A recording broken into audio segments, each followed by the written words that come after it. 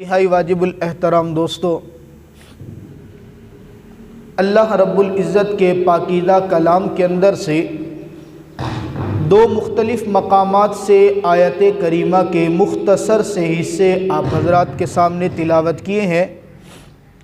دعا ہے رب ذوالجلال سے کہ میرا اللہ اس مختصر سے وقت کے اندر قرآن پاک کی ان دونوں آیات مبارکہ کا مختصر سا مفہوم آپ حضرات کے سامنے مجھے بیان کرنے کی توفیق عطا فرمائے۔ اور ذخیرے احادیث کے اندر سے میں نے ایک حدیث مبارکہ آپ حضرات کے سامنے تلاوت کی ہے۔ اللہ رب العزت مجھے حق اور سچ بیان کرنے کی توفیق عطا فرمائے اور اس کے بعد ہمیں اس پر عمل کرنے کی توفیق عطا فرمائے۔ آیت مبارکہ میں نے پڑھی ہے، میرے اللہ نے اس میں اہل علم اور غیر اہل علم کا رتبہ اور فرق بیان فرمایا۔ فرمایا قل هل يستوي الذين يعلمون والذين لا يعلمون، اے میرے پیغمبر علم والے اور غیر علم والے برابر نہیں ہو سکتے۔ دیکھنا اور سمجھنا یہ ہے کہ میرے اللہ نے جن لوگوں کو علم والا کہا ہے وہ کون لوگ ہیں؟ کن لوگوں کو علم والا میرے اللہ نے کہا کہ ان کا علم دوسرے لوگوں کے علم کے برابر نہیں ہو سکتا، یہ کون لوگ ہیں؟ اور جن کو علم والا نہیں کہا یہ کون سے لوگ ہیں؟ اس پہ ہم نے ذرا غور کرنا ہے، سوچنا ہے، ذخیرے احادیث کا مطالعہ کرنا ہے، تفاسیر کا مطالعہ کرنا ہے۔ اہل علم لوگ جنہیں ہم سمجھتے ہیں ان کو بھی دیکھنا ہے اور پھر میرے نبی کے فرمان کو بھی دیکھنا ہے۔ آپ دیکھ لیجئے، غور کیجئے، آپ علیہ السلام اس دنیا کے اندر تشریف لائے، اپنی ساری زندگی محنت کرتے رہے، آپ علیہ السلام کو تاج نبوت ملا۔ آپ علیہ السلام جب دنیا سے جانے لگے تو دو چیزیں چھوڑ کر گئے تھے۔ وہ تو دو چیزیں، ایک چیز میرے آقا پر اترنے والی روشن کتاب، جس کو آپ اور میں قرآن کریم کے نام سے جانتے ہیں، پڑھتے ہیں، پہچانتے ہیں، ہم عمل نہیں کرتے وہ ایک الگ موضوع ہے، عمل ہوتا نہیں ہے ہم سے، ہم سستی کر بیٹھتے ہیں، وہ ایک الگ بات ہے۔ اور دوسری چیز جو ہے وہ آپ علیہ السلام نے آپ کے اور میرے درمیان جو چھوڑی ہے، اپنے صحابہ کے ذریعے سے ہم تک پہنچوائی ہے، وہ اپنے اخلاق کریمہ اور اپنی سنتیں ہمیں دے کر گئے ہیں۔ میرے آقا کی پیاری پیاری میٹھی میٹھی سنتیں، میرے آقا کی زندگی گزارنے کا طریقہ، میرے آقا کی گھر کی زندگی، باہر کی زندگی، میرے آقا کا بیوی کے ساتھ رویہ، بچوں کے ساتھ رویہ، میرے آقا کا شاگردوں کے ساتھ رویہ، تاجروں کے ساتھ رویہ کیسا تھا، یہ دو چیزیں میرے آقا چھوڑ کر گئے۔ اور پھر فرمایا کہ میں دو چیزیں تم تک چھوڑ کر جا رہا ہوں، جو ان کو مضبوطی سے تھام لے گا نا وہ راہ نجات پا جائے گا، اور جس نے ان دونوں چیزوں کو چھوڑ دیا وہ بندہ نجات نہیں پائے گا۔ سمجھ میں آتا ہے؟ جو نجات کا ذریعہ وہی علم کا ذریعہ، جو نجات کا ذریعہ نہیں ہے وہ علم کا ذریعہ نہیں ہے، وہ جہالت کا ذریعہ ہے۔ پھر دو چیزیں اور بھی ہوتی ہیں، ایک ہوتی ہے مقصد زندگی، ایک ہوتی ہے ضرورت زندگی۔ مقصد زندگی کیا ہے یہ بھی میرے رب کا قرآن بتاتا ہے، ضرورت زندگی کیا ہے یہ بھی میرے اللہ کا قرآن بتاتا ہے۔ مقصد زندگی وہی ہے جو مقصد تخلیق انسانیت ہے۔ وہ کیا ہے؟ وَمَا خَلَقْتُ الْجِنَّ وَالْإِنسَ إِلَّا لِيَعْبُدُونَ۔ میرا اللہ واضح واشگاف انداز میں فرماتا ہے میں نے انسانوں کو پیدا کیا صرف اور صرف اپنی عبادت کے لیے۔ یہ تخلیق انسانیت کا مقصد ہے۔ اور مقصد زندگی پورا کیسے ہوگا؟ اللہ کا حکم ہو، نبی کا طریقہ ہو۔ اللہ کے حکم کہاں سے ملیں گے؟ قرآن پاک سے۔ نبی کے طریقے کہاں سے ملیں گے؟ میرے نبی کی سنتوں اور نبی کی زندگی سے۔ نتیجہ پھر وہی نکلتا ہے، علم کے لیے دو راستے، ایک رب کا قرآن اور دوسرا نبی کا فرمان۔ مقصد زندگی رب کا قرآن بتاتا ہے، تخلیق زندگی، تخلیق کائنات رب کا قرآن بتاتا ہے۔ زندگی گزارنی کیسے ہے، اس زندگی میں کون کون سے کام ایسے کرنے ہیں جس سے میرے رب کی رضا ملے، یہ میرے نبی کا فرمان اور نبی کا طریقہ بتاتا ہے۔ تو معلوم یہ ہوتا ہے دنیا کے اندر علم والے لوگ، نجات پانے والے لوگ، علم والے وہ ہوں گے جو میرے رب کے قرآن کو سمجھیں گے، میرے نبی کے فرمان کو سمجھیں گے۔ راہ نجات پانے والے لوگ وہ ہوں گے جو میرے رب کے قرآن اور نبی کے فرمان پر عمل کرنے والے لوگ ہوں گے۔ اس کے علاوہ دوسری چیزیں وہ ضرورت زندگی تو ہو سکتی ہے، مقصد زندگی نہیں ہو سکتی۔ مثال کے طور پہ ہم اپنے بچوں کو انگریزی سکول کے اندر داخل کرائیں، ڈاکٹر بنائیں، انجینئر بنائیں، پائلٹ بنائیں، یہ ساری چیزیں ضرورت زندگی تو ہو سکتی ہیں، مقصد زندگی نہیں ہو سکتی۔ یہ ہماری زندگی کی ضرورت تو ہو سکتی ہے لیکن مقصد نہیں ہو سکتا۔ اس کی مثال آپ یوں لے لیں، کوئی بھی شخص اگر اپنے بچے کو قرآن کا حافظ بناتا ہے نا، قاری بناتا ہے، عالم بناتا ہے، پڑھنے والے کا بھی اور پڑھانے والے کا بھی، جو استاد ہے اس کا بھی، جو ادارہ ہے اس کا بھی، جو والد ہے اس کا بھی، جو والدہ ہے اس کا بھی مقصد کیا ہوتا ہے؟ دنیا بنے نہ بنے میری آخرت بن جائے، دنیا بنے نہ بنے میرا رب راضی ہو جائے، دنیا تو میری گزر جانی ہے، میری آخرت اچھی ہو جائے، دنیا تو میں گزار لوں گا، میری قبر کی زندگی میرے لیے آسان ہو جائے۔ معلوم ہوا مقصد زندگی وہ ہے جو میرا رب زبان سے کہلواتا ہے۔ اور ضرورت زندگی کیا؟ بچے کو سکول میں ڈالا، انگریزی میں ڈالا، ڈاکٹر بنایا، انجینئر بنایا، پوچھو کس لیے پڑھا رہے ہو؟ کیا قبر کے عذاب اور قبر کے سوال کم ہو جائیں گے؟ نہیں، اس لیے پڑھا رہا ہوں، چلو میں نے تو جیسی کیسی گزار لی، بچے کی زندگی بن جائے، بچے کا مستقبل بن جائے، بچے کی نوکری لگ جائے، بچے کی جاب لگ جائے، اس کا مستقبل اچھا ہو جائے۔ معلوم ہو یہ ضرورت زندگی ہے، یہ مقصد زندگی نہیں ہے۔ لیکن افسوس اس وقت ہوتا ہے جب ہم لوگ ضرورت کے پیچھے اتنے پڑ جاتے ہیں کہ مقصد کو بھول جاتے ہیں، اور پھر مقصد کو بھولتے نہیں ہیں، مقصد کو بھولنے کے ساتھ ساتھ مقصد میں لگے لوگوں کے اوپر تان و تشنیع کرنا شروع کر دیتے ہیں، الزام تراشیاں کرنا شروع کر دیتے ہیں، جملے کسنا شروع کر دیتے ہیں۔ پھر میرا رب ایک وقت لاتا ہے، پھر دنیا کو بتاتے ہیں جو مقصد زندگی میں لگا ہے وہ کراچی سے اسلام آباد تک بھی چلے، جو مقصد زندگی میں لگا ہے وہ کبھی احتجاج بھی اگر کرتا ہے تو پرامن کرتا ہے، اور جو ضرورت زندگی میں لگتا ہے اس کو انسانیت کی پرواہ نہیں ہے، وہ اپنا سمندر لے کر، کالا کوٹ پہن کر، ہسپتال کے دروازے پہ آ کر، ہسپتال کے گیٹ کو توڑ کر، ہسپتال کے شیشوں کو توڑ کر، مریضوں کو تڑپتا دیکھ کر، آکسیجن اتارتے دیکھ کر، 5 لاشیں گرانے کے بعد بھی اس کو احساس پیدا نہیں ہوتا۔ حیرانگی اس وقت ہوتی ہے جو مقصد زندگی میں لگا، یہ اگر زور سے سانس بھی لے لے، اس کے اوپر دہشت گردی کا الزام، اس کے اوپر نفرت انگیزی کا الزام، اس کے اوپر بدامنی کا الزام، اس کے کوائف اکٹھے کیے جائیں گے۔ خدا کی قسم بتاتے ہوئے شرم آتی ہے جب کسی مدرسے کے اندر کوئی بات ہو جائے، اس مدرسے میں پڑھنے والے 5 سال کے بچے کے بھی پورے گھر تک کے کوائف اکٹھے کیے جاتے ہیں، ماں کا نام بھی پوچھا جاتا ہے، باپ کا نام بھی پوچھا جاتا ہے، بیوی بچوں کے نام بھی پوچھے جاتے ہیں۔ پوچھو، ہم امن کے دائی ہیں، بتانے کے لیے تیار ہے، لیکن خدا را تحریک انصاف کے دور میں انصاف تو کرو نا۔ اگر ان کے سانس بلند لینے سے قوائف اکٹھے کیے جاتے ہیں، پھر ان لوگوں کے قوائف کیوں نہیں اکٹھے کیے جاتے جنہوں نے 5 لاشیں گرا دیے، جنہوں نے آکسیجن اتار لیے، جنہوں نے ملک کی پراپرٹی کو نقصان پہنچا کر لوگوں کو بتایا، اپنے عمل سے بتایا۔ ہم پرامن نہیں، پرامن وہ ہے جو مقصد زندگی میں لگا ہوا ہے۔ بتا دیں کوئی مدرسے کا طالب علم کبھی احتجاج میں یوں نکلا؟ بتائیں جی، میں غلط بات تو نہیں کہہ رہا، میں کوئی غلط بات کہہ رہا ہوں تو آپ بتائیں، کبھی کسی مدرسے کے مولوی نے کسی مریض کے منہ سے آکسیجن کا ماسک اتارا ہے؟ کبھی کسی مدرسے کے، یہ لوگ تو دکھ درد بانٹنے والے لوگ ہیں، لیکن کیا ہوا؟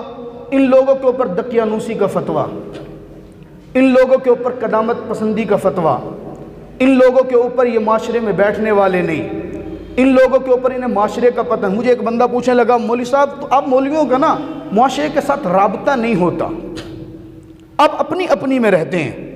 میں نے کہا کیسے؟ کہتا آپ کو پتہ نہیں ہوتا کہ معاشرے میں مل جل کے رہا کریں۔ میں نے کہا پاگل آدمی، مولویوں سے زیادہ معاشرے میں مل کے رہتا کون ہے؟ مولویوں سے زیادہ تو معاشرے میں مل کے رہ ہی کوئی نہیں سکتا۔ تمہارے دفتر میں جاؤ تو سفارشی ڈھونڈنا پڑتا ہے، اجازت لینی پڑتی ہے، پھر ٹائم ملتا ہے تو تم نخرے سے ملتے ہو۔ ہمارے تو دفتر پہ دربان بھی کوئی نہیں ہوتا، ہمارے تو فون نمبر، تم پرسنل نمبر گھر والوں کو نہیں دیتے ہو، اور ہمارے نمبر پرسنل ہوتے نہیں، ہم تو پبلک دیتے ہیں۔ اور ہم یہ نہیں کہتے صبح 9 سے لے کے 4 بجے تک رابطہ کرنا، ہم تو کہتے 24 گھنٹہ رابطہ کرو۔ تمہیں دین پوچھنا ہے آؤ، ہمارے دفتر میں آنے کے لیے سفارشی کی ضرورت نہیں۔ تم ڈاکٹر کے پاس، وکیل کے پاس جاؤ تو وہ مشورے کی فیس لے گا، اور ہم خدا کی قسم تمہارے نکاح، طلاق، تجارت، معیشت کے مسائل کو گھنٹوں لگا کے، دن لگا کے، مہینے لگا کے حل کرتے ہیں، کبھی پیسے بھی نہیں مانگتے۔ ہم سے زیادہ کون جانتا ہوگا؟ محلے میں بچہ پیدا ہو، تمہیں بعد میں پتہ چلتا ہے، ہمیں پہلے پتہ چلتا ہے، مولوی صاحب آنا ذرا کان میں اذان دینی ہے۔ معاشرے کا مجھے پتہ ہے یا تجھے پتہ ہے؟ بندہ محلے میں فوت ہو جائے، تجھے بعد میں پتہ چلتا ہے، مجھے پہلے پتہ چلتا ہے۔ مولوی صاحب فلاں بندہ فوت ہو گیا، ان کے کفن دفن کے انتظام کے لیے اعلان بھی کرنا ہے، جنازہ بھی آپ نے پڑھانا ہے۔ گیا میں یا تو گیا؟ محلے میں کوئی بیمار ہو جائے، تجھے بعد میں پتہ چلے گا، مجھے پہلے پتہ چلتا ہے۔ مولوی صاحب نماز کے بعد دعا تو کرا دینا، ہمارا فلاں بندہ بیمار ہے۔ آپ بعد میں کسی کا پتہ کرنے جاتے ہو، میں تو محلے میں سب کا پتہ کرنے جاتا ہوں۔ اور آپ کے پاس آپ کے طبقے کے لوگ آتے ہیں، میرے پاس تو دن میں 5 مرتبہ ہر طبقے کا بندہ آ کے نماز بھی پڑھتا ہے، نماز کے بعد سلام بھی کرتا ہے۔ بتاؤ پبلک کے ساتھ تعلق ہمارا ہے یا تمہارا ہے؟ لوگوں کے ساتھ ملتے ہمیں یا تم ملتے ہو؟ پبلک ریلیشن ہمارا زیادہ ہے یا تمہارا زیادہ ہے؟ کہتا نہیں جی آپ لوگ ذرا جو ہے نا اپنی اس میں رہتے ہیں۔ میں نے کہا ہم اپنی اس میں نہیں رہتے، ہم رب کے قرآن کی تلاوت کرتے رہتے ہیں، ہم نبی کے فرمان کو پھیلانے کے لیے رہتے ہیں۔ پھر سب سر جوڑ کے اکٹھے ہو کے بیٹھ جاتے ہیں، مدارس بند کر دو جی، مدارس بند کر دو۔ مدارس بند کرو گے تو جو یونیورسٹیاں بناؤ گے ان کا حال یہی ہوگا جو لاہور میں ہوا ہے۔ کتنا پورا من احتجاج کیا، اس سے زیادہ پورا من تو نہیں ہو سکتا نا۔ 5 لاشیں گر گئی، مریض رو رہے ہیں، ماسک اتار لیے گئے، ہسپتال کی مشینیں نہیں چھوڑی ہیں، سورے عملے کو توڑ کے رکھ دیا، ڈاکٹر بھی رو رہے ہیں، ڈاکٹر وکلا کے خلاف وکلا۔ مجھے بتائیں کیا ان میں کوئی قرآن کا حافظ تھا؟ کیا تھا ان میں کوئی قرآن کا قاری تھا؟ کوئی مدرسے میں تھوڑی سی بات ہو جاتی ہے نا پورا میڈیا چیختا ہے، پورا میڈیا۔ کسی مدرسے کے اندر کسی مولوی سے، کوئی انسان ہے نا، یہ بھی غلطی تو ان سے بھی ہو سکتی ہے نا، سب کچھ ممکن ہے۔ اگر ان سے کوئی بات ہو جائے پورا ملک اکٹھا ہو جاتا ہے، ان سے ہوا تو کوئی نہیں بولا۔ ذرا ان کے بھی قوائف اکٹھے، بہرحال قانونی کارروائی بھی ہو رہی ہے، میڈیا پہ چل رہی ہے، ہونی بھی چاہیے، ملک کی املاک کو نقصان دیا جا رہا ہے۔ لیکن دوستو سوچنے کی بات یہ ہے، سمجھنے کی بات یہ ہے کہ کہیں پہ کوئی اپنے حقوق کے لیے نعرہ لگاتے ہیں، جب لال لال لہرائے گا تو ہوش ٹھکانے آئے گا۔ کسی نے ان کی پڑتال نہیں کی کہ وہ کون لوگ ہیں۔ انسانیت کی تذلیل کرنے کے لیے میڈیا پہ وہ بھی چیخ رہے ہیں، اور کہیں ڈاکٹر چیخ رہے ہیں، کہیں وکلا چیخ رہے ہیں۔ ان کے اوپر تبصرہ نہیں بند کرنے تو مدارس بند کر دیں، پھر سب اکٹھے ہو کے بیٹھ جاتے ہیں یہ مدارس کا نصاب تبدیل کیا۔ میری بات کو تلخ ضرور ایک سوچنا سی، ہمارے اس محلے کے اندر جتنے لوگ ہیں، جتنے گھر ہیں، یہاں کتنے بچے مدارس میں پڑھ رہے ہوں گے؟ آپ ذرا سوچ کے، پورے مجموعی طور پہ دریا خان کی آبادی میں سے 100% میں سے صرف 2% بچے مدارس میں پڑھتے ہیں، 2%۔ ماشاءاللہ اتنا فکر ہے ہمارے پورے شہر والوں کو، ملکی طور پہ بھی، سب کبھی ان 2% بچوں کے بارے میں سب کو فکر ہے۔ ان کی قرآن حدیث ایک الگ بات ہے، ان کو سائنس بھی آنی چاہیے، ان کو انگلش بھی آنی چاہیے، یہ ڈاکٹر بھی پیدا ہونے چاہیے، یہ انجینئر بھی پیدا ہونے چاہیے۔ ہمارا درد یہ ہے کہ ان 2% کے بارے میں ضرور سوچو، لیکن ساتھ وہ جو 98% ادھر ہیں، ذرا ان کے لیے بھی سوچو کہ وہ انسان بھی بننے چاہیے، انہیں قرآن بھی آنا چاہیے، انہیں حدیث بھی آنا چاہیے۔ آپ کسی MBBS ڈاکٹر سے کہہ دیں، کسی انجینئر سے کہہ دیں آپ ذرا کھڑا ہو کے نماز اذان تو دے دیں، شرمائے گا۔ اگر کبھی اذان بھی دے گا تو اس کے الفاظ سننا کیسے ہوں گے؟ جب جماعت ہو رہی ہو یہاں تکبیر کے لیے کسی وکیل کو ذرا کہہ دینا کہ ذرا تکبیر کہنا، کھڑے ہوگے، نہیں کہے گا۔ اگر کوئی کہے گا تو اس کے الفاظ سننا، کہ عربی کے الفاظ ٹھیک بھی بولتا ہے یا نہیں بولتا۔ اور اگر آپ انگلش میں سپیچ کروا لیں حیران ہو جائیں گے، پتہ ہی نہیں چلے گا کہ امریکہ کا ہے دریا خان کا ہے، پتہ ہی نہیں چلے گا پاکستان کا ہے یا کون ہے۔ انگلش اتنی صاف صاف بولے گا، اور عربی کے الفاظ سورہ اخلاص سن لے تو سورہ اخلاص کے اندر بھی آپ کو سینکڑوں اس کی غلطیاں نظر آئیں گی، الفاظ درست نہیں ہوں گے۔ میرے دوستو عرض کرنے کی بات یہ ہے یہ درد دل ہے، یہ تنزلی ہے، علمی طور پہ تنزلی ہے۔ جن لوگوں کو دقیانوس کہتے ہو، جن لوگوں کو یہ کچھ کہتے ہو وہ کچھ، خدا کی قسم وہ پھر بھی فی سبیل اللہ آپ لوگوں کے یہ مدارس کہاں سے چلتے ہیں؟ صدقات زکوٰۃ عطیات سے چلتے ہیں۔ یہ لوگ سب کچھ روکی سوکھی کھانے کے باوجود بھی فی سبیل اللہ خود کو قربان کیے ہوئے، آؤ اپنا دین سیکھو۔ ہمیں دکھ کہاں لگتا ہے؟ قرآن پڑھا رہے ہیں کوئی فیس نہیں لیتے، قرآن پڑھا رہے ہیں آپ سے کوئی ٹیوشن نہیں مانگتے ہیں، قرآن پڑھانے کے لیے ہمہ وقت تیار ہے، لیکن دکھ لگتا ہے کہ استاد قرآن پڑھانے کے لیے بیٹھے ہیں، والدین کے فون آتے ہیں بچے کو ٹیوشن بھیجنے، سکول کی ٹیوشن کے لیے قرآن کی چھٹی ہے۔ کوئی ایک دن تو ایسا بھی دکھاؤ جب قرآن کی تعلیم کے لیے تم نے ٹیوشن والوں کو کہو کہ آج بچہ نہیں آئے گا رب کا قرآن پڑھنے کے لیے گیا ہے، آپ اپنی ٹائمنگ چینج کر لیں۔ ٹویٹر کو آپ کے پیسے بھی دیتے ہیں، اس کو سارا کچھ کرتے ہیں، اس کو کہیں جی ٹیوشن کا ٹائم آپ چینج کر لیں، ہمارا بچہ قرآن پڑھنے کے لیے گیا، اللہ کا فرمان پڑھنے کے لیے گیا، قرآن سیکھنے کے لیے۔ کبھی ہوتا ہے ایسے؟ پھر جو بچہ حافظ بن جائے، قاری بن جائے، عالم بن جائے، کوئی ایک تو دکھاؤ جس نے ماں کا باپ کا گریبان پکڑا ہو، کوئی ایک تو دکھاؤ حافظ قرآن بچہ جو باپ کے سامنے اونچی آواز سے بولتا ہو۔ میں سینکڑوں دکھاؤں گا جو ڈاکٹر ہے باپ کا فون نہیں سنتا، جو وکیل بن گیا باپ کے ساتھ رہنا نہیں پسند کرتا، انجینئر بن گیا باپ کے ساتھ نہیں، میں تیرے ساتھ دیہات میں نہیں رہتا، میرا سٹیٹس ہے میں شہر کے اندر عالیشان بنگلے میں رہوں گا۔ ماں کو ملنے کا ٹائم نہیں ہے، ماں ترس رہی ہے، باپ کو ملنے کا ٹائم نہیں ہوتا، باپ ترس رہے ایک ملاقات کرنے کے لیے جس نے جوانی میں کما کما کے اپنی ہڈیوں کا گودا بھی بیچ دیا، بیٹے کو انجینئر بنانے کے لیے، وکیل بنانے کے لیے، ڈاکٹر بنانے کے لیے۔ اب بڑھاپے میں اس کو کمپنی کی ضرورت ہے، اس بیٹے کے پاس ٹائم ہی نہیں ہے۔ اور حافظ قرآن، عالم قرآن، ان کو دیکھ لو، یہ خدا کی قسم ہر نماز پڑھنے کے بعد باپ کے پاس جاتا ہے، میں نماز پڑھایا ہوں، کوئی کام تو نہیں ہے، کوئی ضرورت تو نہیں ہے۔ رات کو بیٹھے گا باپ کے پاؤں دبائے گا، ملے گا باپ سے، بات کرے گا، گپ شپ کرے گا، گھنٹہ کمپنی دے گا۔ باپ نے میرے لیے قربانیاں دی ہیں۔ یہ دین اور دنیا کا فرق ہے میرے دوستو۔ یہ سمجھو، یہ جو اغیار نے ہمارے اوپر مسلط کیا، دینی مدارس کی، علماء کی، داڑھی والوں کی نفرت بٹھائی ہے، خدا را اس نفرت کو نکالو، اس نفرت کو نکالو۔ یہ پرامن لوگ ہیں، خدا کی قسم کوئی انتہا پسندی نہیں سکھاتے، کوئی دہشت گردی نہیں سکھاتے، کوئی دقیانوسی نہیں سکھاتے، کوئی قدامت پسندی نہیں سکھاتے۔ میں نے تو بتایا نا، یہ تو وہ لوگ ہیں نبی کے فرمان پر عمل کرتے ہیں۔ میرے نبی نے کبھی اپنی ذات پر اٹھنے والے پتھر کا جواب نہیں دیا۔ ہاں، دین کے اوپر کسی نے ہاتھ اٹھایا، ہاتھ کاٹ دیا، پاؤں اٹھایا، نبی نے وہ پاؤں برداشت نہیں کیا۔ میرے نبی کی گردن کے اندر دیہاتی نے، میں نے واقعہ سنایا نا، ایک چادر ڈالی اور ڈال کر زور سے کسی، میرے نبی کی گردن کے اوپر نشان پڑ گئے۔ صحابہ نے پکڑ لیا اور پکڑ کر نبی کے سامنے پیش کیا۔ آقا آپ کی ذات کو تکلیف دیتا ہے، آقا آپ حکم دیجئے، ہم اس کا سر قلم کر دیتے ہیں۔ آقا آپ کو اس نے تکلیف پہنچائی ہے، ہم اس کو سزا دیتے ہیں۔ کملی والا مسکرا کے کہتا ہے، او میرے صحابہ، مجھے رب نے بدلہ لینے کے لیے نہیں بھیجا، اس نے محمد کی ذات کو تکلیف پہنچائی ہے، محمد مسکرا کے رب کی رضا کے لیے معاف کر دیتا ہے۔ دیکھو نا، میں نے تمہیں واقعہ نہیں سنایا، حضرت علی رضی اللہ تعالی عنہ میرے نبی کے پیارے صحابی ہے، نبی کے داماد ہے، نبی کے خلیفہ ہے، دشمن کو مار رہے ہیں، سینے کے اوپر چڑھ چکے ہیں، تلوار ہاتھ کے اندر ہے، نیچے دشمن ہے، اوپر علی ہے۔ دشمن نے علی کے چہرے پر تھوک دیا، علی فوراً ہٹ جاتے ہیں، قتل نہیں کرتے، تلوار نہیں چلاتے، سر نہیں اتارتے۔ دشمن نے پوچھا، علی ابھی تو مجھے قتل کرنے لگا تھا، ابھی چھوڑ دیا، میں نے تیرے منہ پہ تھوکا ہے، چاہیے تو یہ تھا تو میری گردن جلدی کاٹتا، تو نے کاٹا کیوں نہیں؟ علی نے جواب دیا، کملی والے نے بتایا، علی جب ذات کی بات آ جائے کسی سے بدلہ نہیں لیا کرتے۔ پہلے قتل کر رہا تھا نب کے دین کے لیے، نبی کے فرمان کے مطابق، اب جب تو نے منہ پہ میرے تھوکا ہے نا تو غصہ مجھے ذات کا آیا، میں نے ذات کو برداشت کر لیا، اپنی ذات کے لیے نہ میرے نبی نے بدلہ لیا ہے اور نہ میں علی بدلہ لوں گا۔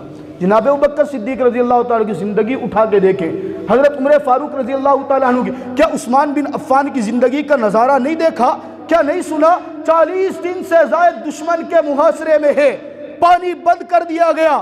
وہ عثمان بن عفان جس کے پیسوں پہ مدینہ پلتا تھا، وہ عثمان بن عفان جس نے پانی کا کنواں خرید کر کے لوگوں کے لیے وقف کر دیا، اسی عثمان بن عفان کے پانی بند کر دیا گیا، جو لوگوں کو پانی پلانے والا تھا اس کے لیے پانی بند کر دیا، 40 روز تک بھوکے پیاسے محصور ہیں۔ کسی نے کہا حکم دے دیجئے، آپ امیر المؤمنین ہیں، ہم اس مدینہ کے اندر جو آپ کے دشمن ہیں، آپ کی ذات کے دشمن ہیں، ہم ان کے ساتھ قتال کرتے ہیں، لیکن قربان عثمان بن عفان پر۔ عثمان بن عفان نے کہا کملی والے نے اپنی ذات کے لیے خون نہیں بہایا تو عثمان بھی اپنی ذات کا بدلہ نہیں لیتا۔ مدینہ کے اندر خون ریزی نہیں کی، ذات کے خلاف اپنی ذات کا بدلہ نہیں لیا۔ یہ ہمیں دین سکھاتا ہے، یہ ہمیں دین سکھاتا ہے، جب ذات پہ حملہ ہو ہم بدلہ نہیں لیتے۔ میرے نبی کے فرمان نے سکھایا، مدارس میں یہی پڑھایا جاتا ہے، یہی سکھایا جاتا ہے۔ دین کے لیے ہونی چاہیے غیرت، دین کے لیے ہونی چاہیے یا نہیں ہونی چاہیے؟ ہر ایک کا لا ہے، ہر ایک کا قانون ہے۔ پاکستان کا قانون آپ نوٹ کے اوپر قائد اعظم کی تصویر کے اوپر ذرا نشان لگا کے جائے، آپ کے خلاف پرچہ ہو جائے گا۔ آپ عدالت کے اندر اونچی آواز سے بولے، آپ کے خلاف توہین عدالت کا پرچہ ہو جائے گا۔ آپ قانون توڑے، قانون کے توڑنے کے مطابق آپ کو سزا ملے گی۔ اس کو تشدد پسندی نہیں کہتے، اس کو غیرت مندی کہا جاتا ہے۔ جب ہم ریاست کے قانون نہیں توڑ سکتے تو ہم مذہب کے قانون بھی نہیں توڑ سکتے۔ کوئی نبی کے خلاف بولے ہم برداشت نہیں کرتے، کوئی صحابہ کے خلاف بولے ہم برداشت نہیں کرتے، کوئی ختم نبوت کے خلاف بولے ہم برداشت نہیں کرتے۔ اس کو تشدد پسندی نہیں بلکہ اس کو غیرت مندی کہا جاتا ہے۔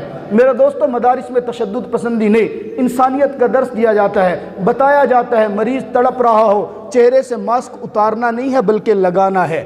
کوئی خون سے تڑپ رہا ہو اپنے حق کے لیے پتھر نہیں برسانے، اٹھا کے ڈاکٹر کے پاس لے کے جانا ہے۔ یہ نہیں بتایا جاتا کہ انسانوں کا سمندر لا کے صرف اپنی ذات کے لیے ڈاکٹروں کے ساتھ لڑ پڑنا، ڈاکٹروں کے اپنی ذات کے لیے وکیلوں کے ساتھ لڑ پڑنا، املاک کو نقصان پہنچا دینا، ایسا کبھی نہیں ہوتا۔ خدا کی قسم یہ مدارس امن کا درس دیتے ہیں۔ اپنے ذہن کو دین درست کیجئے، اپنے بچوں کو کالج میں پڑھائیں، انجینئر بنائیں، ڈاکٹر بنائیں، وکیل بنائیں، یہ آپ کا حق ہے۔ ہم ہاتھ جوڑ کر کہتے ہیں خدا کی قسم ان کو کم از کم انسان بھی ضرور بنائیں۔ میں نے کئی مرتبہ یہاں جمعے کے اندر بتایا، یہ واقعہ تو میرے ساتھ ہوا، میرے استاذ کے ساتھ ہوا۔ میں کراچی کے اندر پڑھتا تھا، ہمارے استاد ڈاکٹر منظور مینگل صاحب ایک بیان کے اندر بتا رہے ہیں مجھے جنازہ پڑھانے کا اتفاق ہوا۔ 2 منٹ آج مجھے بھی دے دیں، کوئی نہیں، 1:01 ہو گیا۔ معاشرے کی باتیں کر رہا ہوں، اپنی باتیں نہیں، اصلاح کی باتیں کر رہا ہوں۔ درخواست آپ سے کرتا ہوں جلدی تشریف لیں، آپ نہیں آتے، پھر مجبوراً آپ سے 1-2 منٹ لینا پڑتے۔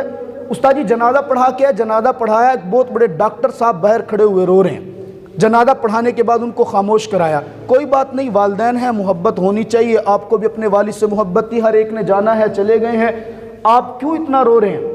وہ رو کے کہتے ہیں، رو کے سسکیاں لے کے کہہ رہے ہیں مولانا صاحب رونا اس بات پہ نہیں ہے کہ والد دنیا سے چلا گیا، رو اس بات پہ رہا ہوں میرے باپ نے مجھے دنیا اتنی پڑھائی ہے، آج میں ڈاکٹر ہوں، اسپیشلسٹ ہوں، آج مجھے انگلش فر بولنا آتی ہے، رو اس بات پہ رہا ہوں اسی باپ نے جس نے مجھے دنیا اتنی پڑھائی، آج جنازہ سامنے پڑا ہے، مجھے دین اتنا نہیں پڑھایا کہ میں صرف اپنے باپ کا جنازہ تو پڑھ سکوں۔ ایسی سینکڑوں مثالیں، بہت سارے لوگ جن کو جنازے نہیں آتے۔ تو ہم یہی درخواست کرتے ہیں، یہ 2% یا 5% بچے جو مدارس میں پڑھ رہے ہیں ان کی دنیا کی فکر کریں، بالکل کرنی چاہیے، لیکن خدا را جو 95% سکولوں، کالجوں اور یونیورسٹی میں لوگ پڑھ رہے ہیں ان کی دین کی، آخرت کی، ان کی دینی تعلیم کی فکر بھی ضرور کریں۔ اللہ رب العزت ہمیں سمجھنے کی توفیق عطا فرمائے۔